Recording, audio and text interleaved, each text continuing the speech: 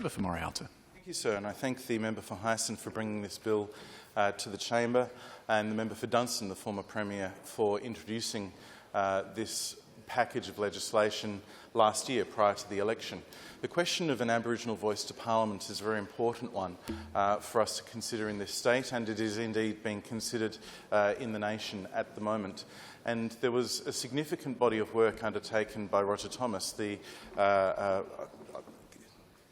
I hesitate because he's got a different title to his role now, but he was the Aboriginal Engagement Commissioner under the former government, and he's served the people of South Australia in a range of roles over an extended period of time.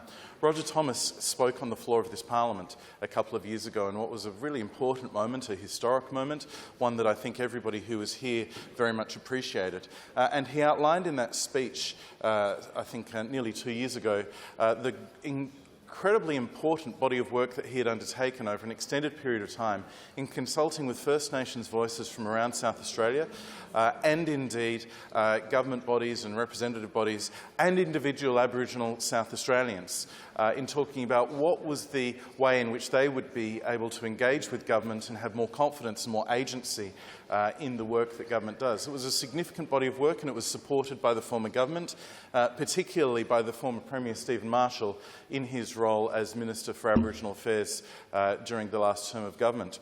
And that work culminated in a body of legislation that was very similar in form, if not exactly the same in form, to the bill that is in question today.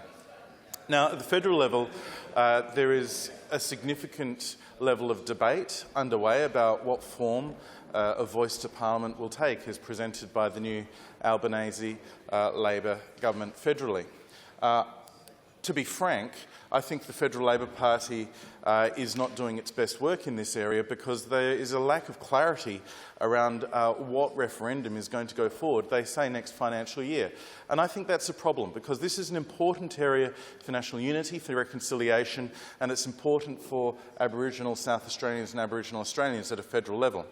I think that lack of clarity puts at great risk the federal proposition for a voice to Parliament, and it is indeed very, very difficult for us to have a rational debate about that federal proposition when the federal government has, I think, put the cart ahead of the horse. They're talking very much about the referendum. They're using emotive language to describe whether or not it would be a good or bad thing, and I still have yet to hear them with clarity explain to anybody what that proposition would entail.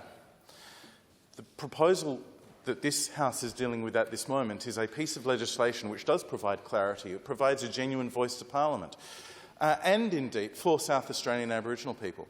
And indeed, it is the result of a process of significant community consultation led by Aboriginal voices and indeed particularly the work of Roger Thomas.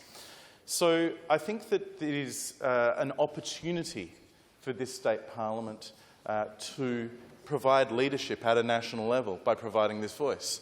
This bill, if enacted, will provide a genuine representative opportunity for Aboriginal South Australians to have a clarity, a voice to Parliament, a say on issues that affect Aboriginal South Australians that is led by Aboriginal South Australians.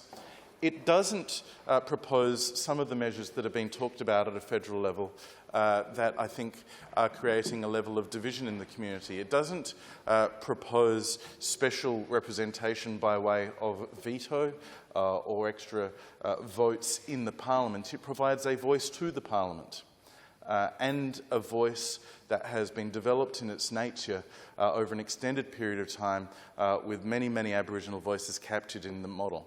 Prior to the election, the former Labor opposition, now the government, I can't remember whether they opposed the bill or they sought to certainly delay its commencement, and ultimately the legislation wasn't passed in time. And I've heard the Minister for Aboriginal Affairs since the election and potentially before describe the consultation process as inadequate.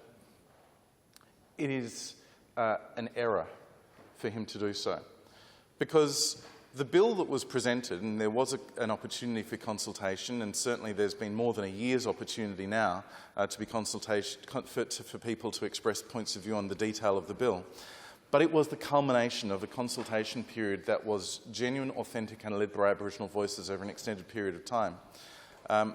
So I hope that the Labor Party reconsiders their point of view on this bill, because we can vote as a parliament today in this House and not long after in the Legislative Council to provide that voice to Parliament that so many people have been seeking for a long time, in a way that has been endorsed by many, many Aboriginal South Australians, and indeed will continue the good work of the Aboriginal advisory bodies that have existed in one form or another for an extended period of time. During the term of the Marshall Liberal government, the Aboriginal Advisory Committee to the state government was given the opportunity to address Cabinet twice a year and to raise issues that they felt were important to be priorities for the Cabinet to consider, to ask questions of Cabinet ministers in that room in the State Administration Centre on issues that they felt to be important. And this wasn't a group of people that were handpicked by Stephen Marshall and the Liberal Party. We continued the terms of those who were picked by Jay Weatherall's government and continued their terms and replaced people if they stepped down. But this was a body that was a good body. It wasn't elected, but it was nevertheless a good representative body from Aboriginal South Australians. And I think that they felt empowered. I hope that they did. That was certainly our goal. And but by keeping, I think, the Cabinet accountable for the work that we had committed to doing over 4 years through our Aboriginal action plans, and indeed having set goals and an opportunity for that committee to judge us on our achievement or otherwise, or give us feedback about what wasn't working, or give us ideas about how we could better resolve those issues that were not going at the pace that we would have liked. That was important. That was a voice to Cabinet. Now, voice to Parliament, I think, is ultimately more important, because it will provide that opportunity for the reflections of this group, which will be representative of Aboriginal South Australians, to indeed be on the record and indeed have that public-facing engagement that the previous operations clearly didn't provide in the same way. But I think that the incumbency is really it behoves the Labor Party to give this serious consideration. I know that up till now the Labor Party has not supported this bill, has not supported this opportunity for an Aboriginal voice to Parliament to proceed. I encourage them, and I encourage them to vote for it today. But if that's not the case, I encourage them in the weeks ahead to give it a second look, to think about the opportunity that it will provide to get ahead of the rest of the nation in this important space, and to do so in a way that is consistent with the operations of the Parliament, and actually will provide not only a head start, but the purpose of it, of course, is to give agency and voice for Aboriginal South Australians to have that say on issues particularly that affect them. And there are issues in this state and our nation that will always particularly impact on Aboriginal South Australians and Aboriginal Australians.